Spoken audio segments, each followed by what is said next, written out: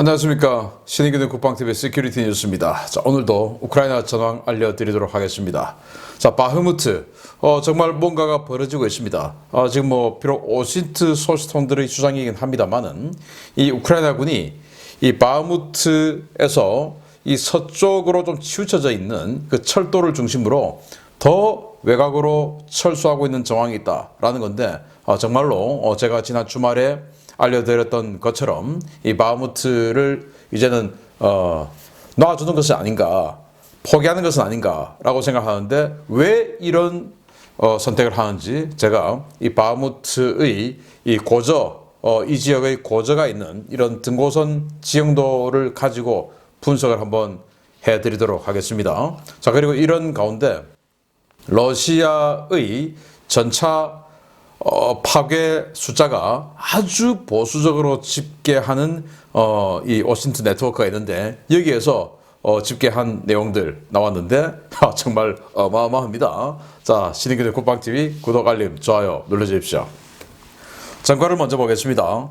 병력은 지난 주말간 이 570명과 470명이 각각 하루에 러시아군이 죽었다고 우크라이나 총참모부가 발표를 했고요. 전차는 그저께 3대 격파, 장갑차는 각각 4대씩 격파, 차량은 12대와 3대 격파, 특수장비는 어제 5대 격파, 야포는 그저께는 5문, 어제는 13문의 야포가 격파가 됐고, 다른 장 로켓은 없습니다. 그리고 전투기가 오래간만에 격추가 되는데, 바흐무트에서 이 수-25 공격기 한 대가 로켓을 쏘러 접근하다가 맨페즈, 그러니까 보병 휴대용 지대공 미사일에 맞아서 격추가 되었다라는 소식이 들어와 있고, 무인 항공기는 각각 7대와 14대가 격추가 되었습니다. 자, 이런 전과 바탕으로 전선 상황을 보겠는데요. 폴란드가 로소막 보병 전투 장갑차 IFV죠. 이거 200대를 우크라이나 공여 결정을 했는데, 100대는 즉시 주고 100대는 준비되는 대로 주겠다라고 했는데, 이 로소막이 바로 이겁니다. 차륜형 8륜형 장갑차에 위에 30mm 기관포 포탑이 있죠. 이 30mm 기관포뿐만 아니고 여기에 동축으로 40mm 유탄 기관총도 장착이 되어 있어서 보병 상대로 한 화력은 30mm 기관포에 40mm 유탄 기관포, 정말 어마어마한 이런 화력을 나타낼 수 있는 그런 장갑차, 이거 100대를 즉시 준다. 그리고 100대는 준비되는 대로 빨리빨리 챙겨서 주겠다라고 하는데, 젤렌스키 대통령이 폴란드를 방문해서 뭔가 선물을 좀 많이 받아오는 것 같습니다.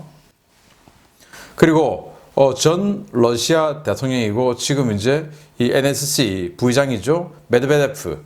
이 사람이 우크라이나는 결국은 지도에서 사라질 것이다. 우크라이나 망한다 그 말이죠. 왜냐? 미국과 유럽은 우크라이나를 별로 중요하게 생각하지 않는다. 그래서 곧 지원을 끊을 거다. 그러면 니들이 견딜 수 있냐? 우리가 이기지?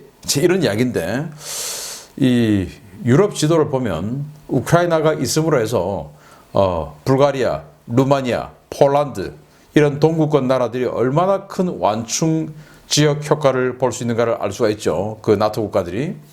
그런 우크라이나를 어마어마하게 이 1년 동안 러시아가 때려도 막아주고 있는 이 우크라이나를 미국과 나토가 필요 없이 생각한다?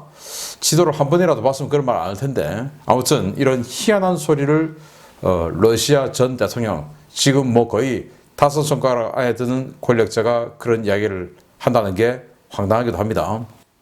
자, 브라질 정말 뜬금포 날리고 있는데요.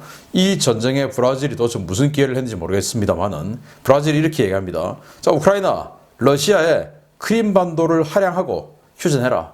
그리고 돈바스 지역이죠. 도네츠크, 루안스크, 이건 우크라이나 니들이 먹고 그 대신 크림반도는 러시아 줘라.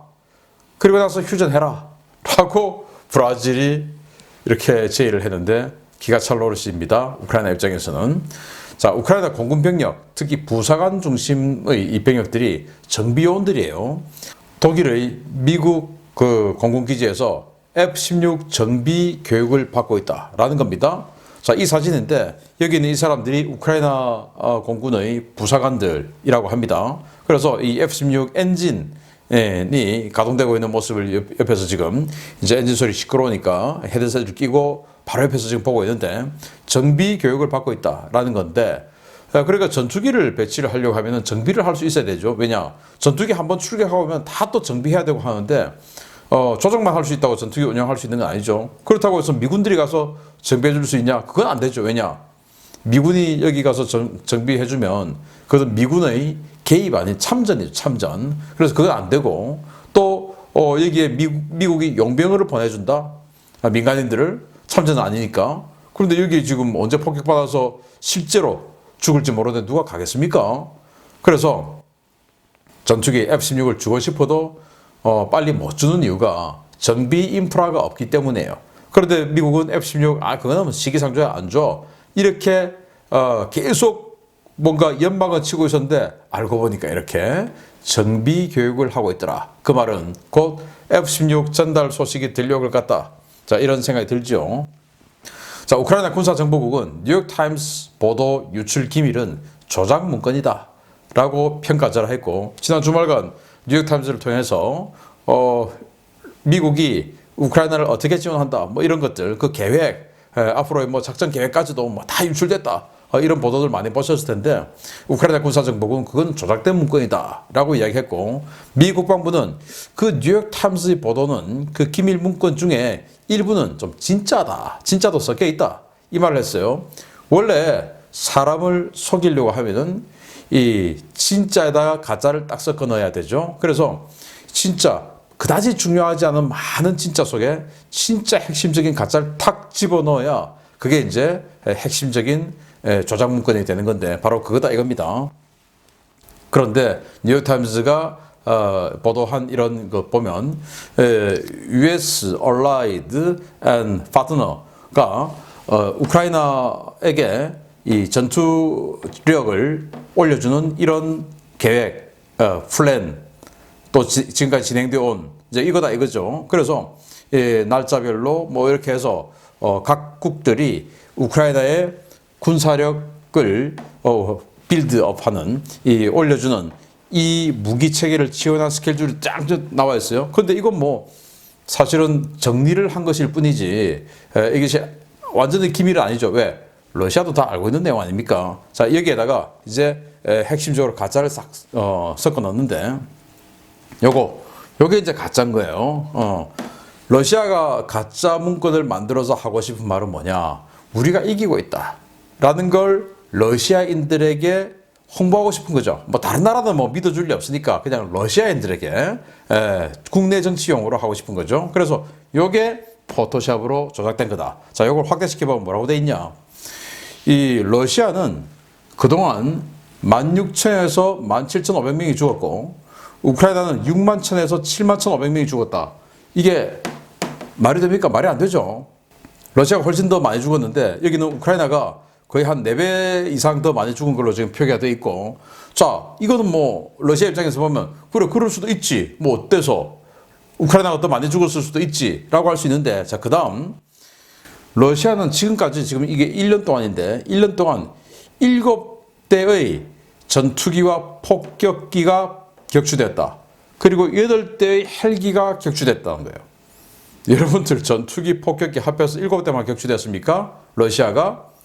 오늘도 제가 지금 공격기 하나 수호-25 오래간만에 격추된 거 알려드렸는데 그렇습니까? 헬기 그동안 카운프-52, 밀-24, 밀-28 수많은 헬기들 격추된 거 제가 알려드렸는데 8대만 격추됐다고 나와 있어요. 기가 차죠. 반면에 우크라이나는 60대의 전투기 폭격기가 격추됐다. 그리고 32대의 헬리콥터가 격추됐다라고 되어 있는데 이건 뭐 우리가 알 길이 없고, 그리고 600대의 차량들이 이게 뭐 전차, 장갑차 또 트럭 다 해서 600대가 격파됐다라는데 기가 찰나오시죠. 전차만 해도 지금 수천 대인데. 그런데 여기는 우크라이나는 21개의 전략 지대공 미사일 셈, 그러니까 전략 지대공 미사일 사이트가 21개가 파괴됐고 74개의 전술 지대공 미사일 기지가 파괴됐다. 여기서 이제 전략 지대공 미사일이라고 하면 거의 뭐 S-300 이런 것들인데 우크라이나가 S-300이 21개나 격파가 됐겠습니까? 또 21개 있었기나 했겠습니까? 말도 안 되는 소리를 한 거죠. 그러면서 이제 전체적인 진짜에다가 이런 걸 딱 섞어서 우리가 이기고 있어. 이제 이 말을 한 건데 이거 조작 문건이다 라는 거죠. 자, 그리고 워싱턴 포스트가 바그너 그룹이 튀르키예에서 무기 구매를 시도했다. 근데 좌절됐다라는 건데 지상군 무기를 구입하려다가 안 된가 봅니다. 그리고 영국 국방부가 러시아는 이 바흐무트 지역에서 공세를 다시 강화하고 있다라는 건데 그러면서 이 영국 국방부는 바그너 그룹과 공수군 VDV죠. 이 공수군들이 화해한 것 같다. 그래서 지금 한 며칠간 팀워크가 조금 잘 맞는 것 같다. 이런 이야기를 하고 있어요. 그리고 러시아가 납치된 우크라이나 시민권자들을 55개 지역에 분산 정착시켰다. 강제 이주해서 분산 정착시켰다라는 이 전쟁 범죄 행위가 있고요. 러시아가 지상군 주요 군사학교에 조기 졸업 대상자를 확대한다. 군사학교, 우리가 지금 사관학교도 있지만 여하튼 우리하고는 좀 다른 여러 가지 교육제도가 있기 때문에 장교가 될 수 있는 학교들이 제법 여러 개가 있답니다. 근데 그 중에서 5년제도 있고 6년제도 있는데 지금 이제 장교가 부족해서 6학년, 5학년 이 졸업반들 조기 인관은 진작에 시켰고 그리고 4학년, 5학년들도 졸업을 시켰는데 이제는 3학년까지 인관을 시킨다. 이게 뭐냐? 예를 들어서 우리가 의예과 같으면 의과 같으면 2년 동안 예과 그리고 3학년부터 본과 들어가서 4년 동안 교육받지 않습니까? 그런데 예과 지나고 지금 이제 본과 1학년 된 애를 바로 그냥 불러서 의사시키겠다 이 말입니다. 군의관 없다고 이런 상황이다라는 거고요. 자, 우크라이나가 크레미나에서 유기된 T-90M 전차 한 대를 놓여야겠다. 이게 지뢰를 밟았는데 드론으로 보니까 지뢰를 밟았는데 나도 도망가더라는 겁니다. 쓸만한데 하고는 T-90M이라고 하는 러시아 최강의 전차를 이렇게 끌고 와서 놓여야겠다라는 소식도 알려왔습니다. 자, 이런 소식 바탕으로 주요 소식 들어갑니다. 첫 번째입니다. 이번 우크라이나 전쟁 기간 중에 우크라이나 측이 주장하는 러시아 전차 파괴 대수는 3,636대지만 이는 어디까지나 우크라이나군이 주장하는 수치로 100% 정확하다고 단언할 수는 없는 수치입니다. 차량 형식과 차대 번호까지 추적해 가장 보수적인 전과를 집계하는 유럽 어신트 그룹에서 충격적인 리포트가 나왔습니다. 2022년 2월 24일 전쟁 개전 이후 러시아는 현재까지 개전 전 현역으로 보유하고 있던 전차 물량의 50% 이상을 잃었으며 실제 피해는 이보다 더 클 수 있다고 네덜란드에 거점을 두고 활동하는 오신트 그룹 오릭스가 현재 시각 4월 8일 리포트했습니다. 오릭스는 2022년 기준 러시아 연방 육군이 보유하고 있는 전차는 각 형식을 모두 합쳐 3,417대 수준이었으나 객관적으로 파괴가 확인된 차량들을 집계한 결과 이 가운데 50.21%인 1,716대에 달하는 것으로 확인되었다라고 밝혔습니다. 다수의 오신트 전문가들이 여러 경로를 통해 전과를 확인하는 오릭스는 전장, 시간대, 부대, 전투경과 등을 종합적으로 파악해 가장 보수적으로 러시아와 우크라이나 양측의 피해를 집계한 숫자는 발표해 왔는데요. 오릭스는 현재까지 집계된 자료만 놓고 보아도 러시아군의 기갑 전력이 사실상 붕괴됐다는 평가를 내놓았습니다.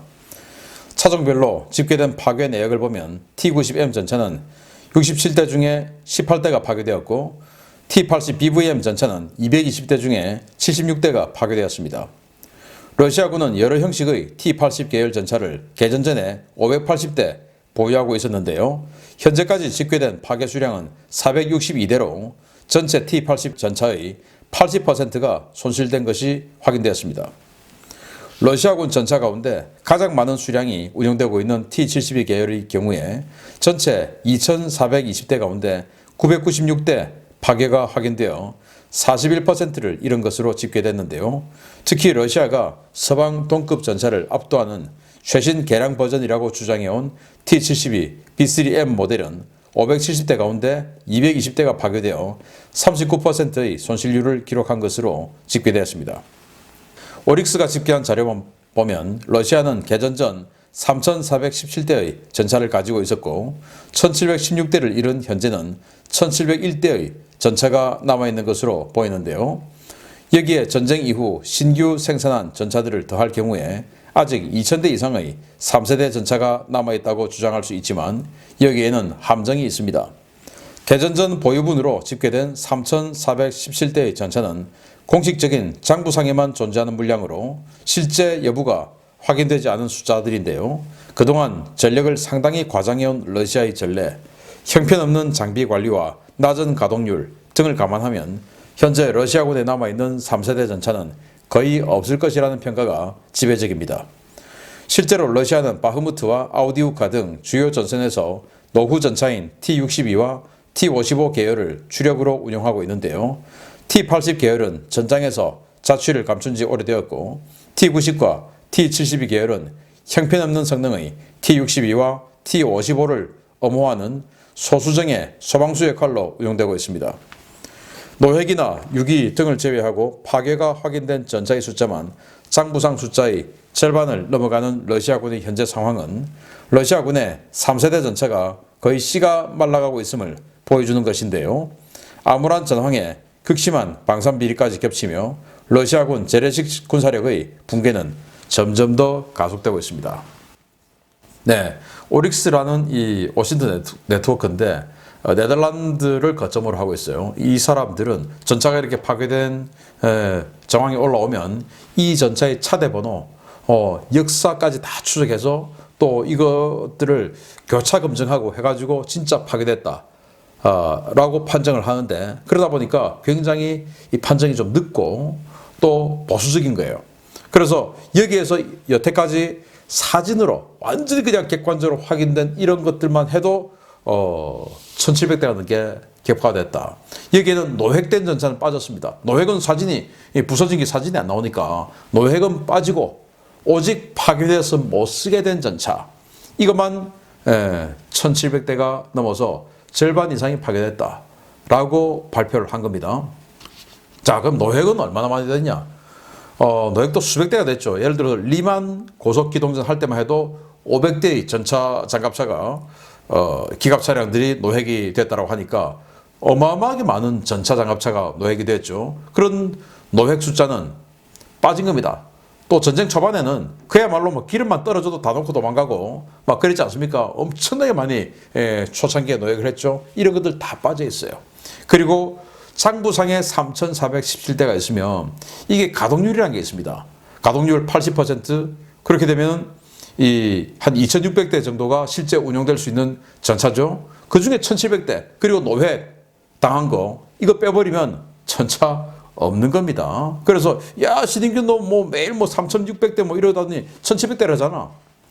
이건 사진으로 확인된 것만 이야기해서 그렇다 이겁니다. 그러니까 이들이 밝힌 이 숫자 전부 다 합해보면 사실은 없다 라고 볼 수 있는 거야. 아니, 절반인데 뭐가 없다는 거야. 말씀드렸지 않습니까? 가동률, 그리고 노획된 거, 그리고 사진으로 확인되지 않은 일부, 이렇게 되면 진짜로는 없다. 그래서 T-62와 T-55가 지금 전장의 주력으로 활용되고 있는 상황이다 라는 게 사실임을 증명하는 것이다 라는 겁니다. 자, 바흐무트 소식 들어갑니다. 러시아가 바흐무트라는 하나의 점에 집착하며 우크라이나 전쟁이라는 전체 면을 보지 못하고 있는 것 같습니다.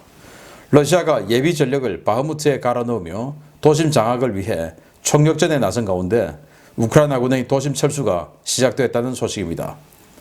바흐무트 도심에서 러시아군 스톰제트 보병대를 사냥하던 우크라이나군 부대들이 순차적으로 도심을 떠나고 있으며 바흐무트 도심 서쪽의 구릉지 고지대에 마련된 새 방어선으로 이동하는 움직임이 포착되었다고 복수의 오신트 소식통이 현지 시각 4월 9일 리포트했습니다.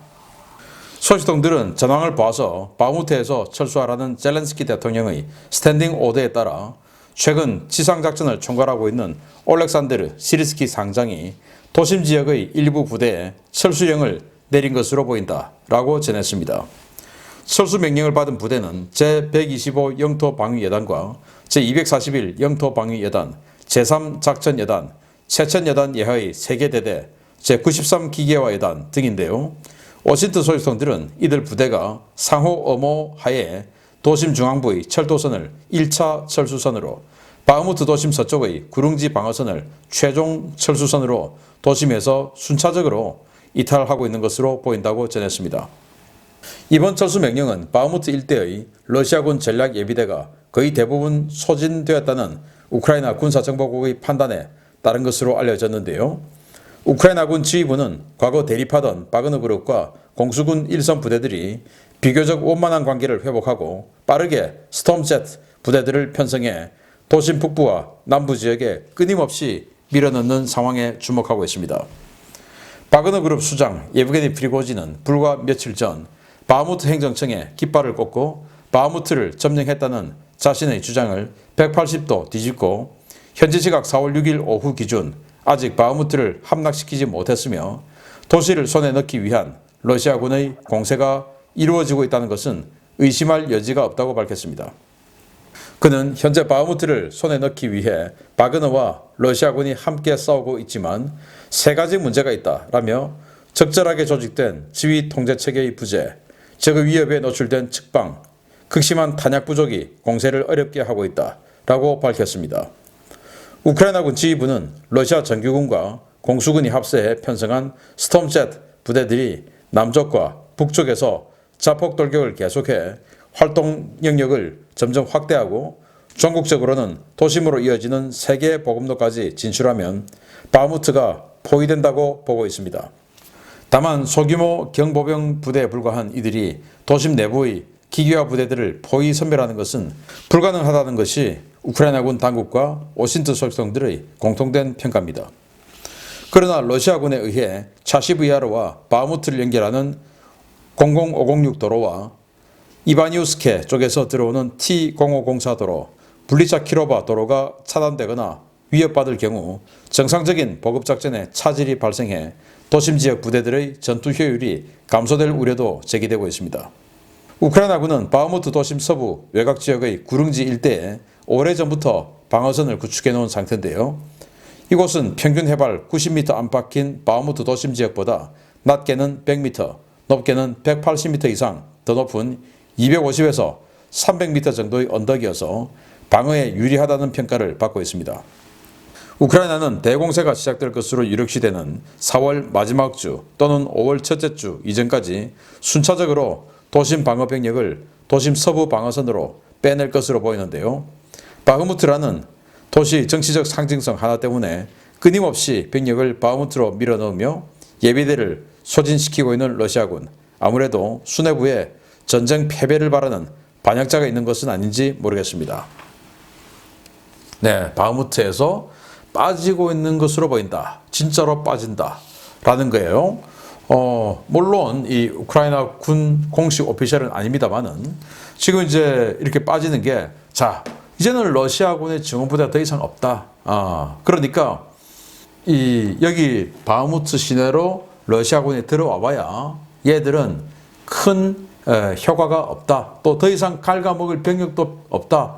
이 병력을 갉아먹기 위해서 우리 병력도 어느 정도 희생이 돼야 되는데 그러기에는 가치가 너무 낮고 병력도 적다. 그래서 굳이 이 내부에 있을 게 아니라 뒤로 빠져서 어제 제가 말씀드렸던 것처럼 한 15개 예단 여기 있는데 그중에 서너 개 예단만 여기에서 방어전을 펼치고 나머지 한 12개는 완전히 재편해서 포위기동에 들어가는 것이 맞다. 그게 맞지 않습니까? 자, 그래서 이 바흐무트 쪽의 지형도를 보면 여기 이제 파란색이 제일 낮은 지역이에요. 여기 해발 90m.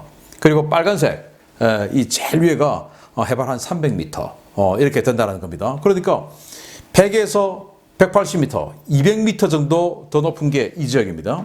자, 그러면 우리나라도 마찬가지죠. 그 도심지라고 하면 산과 산 사이에 평평한 지역, 여기에 이제 집들이 들어서고 뭐 그러지 않습니까? 똑같은 겁니다. 여기 좀 높고 점점점 낮아지면서 제일 낮은 여기에 도시가 생겼고 여기가 바흐무트죠. 그리고 바흐무트 서쪽에 해발 200에서 300m의 이 고지대가 있습니다. 자, 상식적으로 이제 여기서 러시아군을 최소 5만 명 이상을 완전히 그냥 갉아먹어 버렸으면 엄청난 성과를 거뒀죠. 자, 그러면은 여기에 15개 예단을 집어넣고 있을 일이 아니라 여기에 한 개 대대씩 갖다 놓으면 고지 방어전만 해도 한 두세 개 영토 방위여단 정도만 여기다가 쫙 펼쳐놔도 이 산악지역에 쫙 펼쳐놔도 이거 꼼짝도 못하죠. 이거 더 이상 치고 들어올 수도 없죠. 왜? 화력, 무력 모든 것이 지금 우크라이나가 우위에 있기 때문에 그러면서 기계화 부대들 전부 재편해가지고 나중에 전체적으로 포위기동 해버리고 초월기동하고 이 바흐무트에 러시아군 지금 한 개 사단병력 정도 들어왔다 하더라도 보급선만 끊어버리면 그냥 바로 아웃이죠. 그리고 보급선 딱 끊어버리고 전단 딱 뿌려가지고 빨리 항복해라. 항복하지 않으면 이제부터 폭격 들어간다.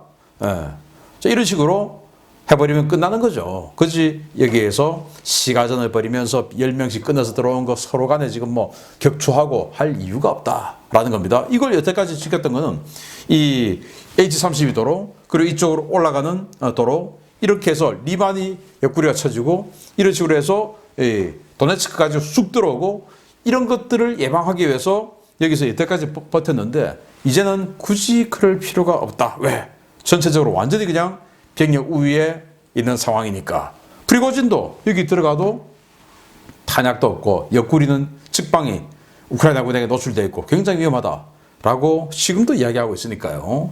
아무튼 이런 상황 이렇게 병력을 빼는 걸 보면 이제 진짜로 우크라이나 군이 대반격전에 들어갈 날이 점점 다가오고 있는 것 같습니다. 계속 알려드리겠습니다. 마치겠습니다. 감사합니다.